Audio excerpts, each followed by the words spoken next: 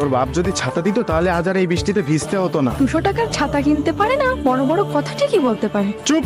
আল্লাহ, যা ডাক্তার নানাকে। ও জামাই, আরে জিদু, ছেলে নানায়ক এইটাতে খলনায়ক। বেটা খলনায়ক, ভালো আছো? না ভালো নাই, 50 টাকা দাও, এক্ষুনি ভালো হয়ে যাবো। হাঁটার কেন থেকে। খোকা, এরকম 50 টাকা চাইতে নেই, চাইলে 1-2 হাজার টাকা চাবি। এখনই আসছি, আমি একটু অফিসে যাচ্ছি। কি এর নামটা অন্তত ঠিক করে রাখতে পারতিস?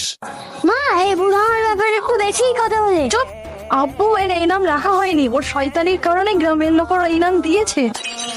ইনার ফেভারিট ঘড়ি। কে ভেঙেছে সত্যি করে বল, আমি তাকে মারবো না। বাবা, আমি নিচ্ছে। কিভাবে হয় বল, করবি কোনোদিন শয়তানি বল। জিজু, বাচ্চারা যদি ভুল করার পরও সত্যটা বলে তাহলে তাকে মারতে নেই। এরকম মারধর করলে বাচ্চারা মিথ্যা বলা শিখে যায় আর ভাবে মিথ্যা বলা ভালো, কারণ মিথ্যা বলে বেঁচে যাওয়া যায়।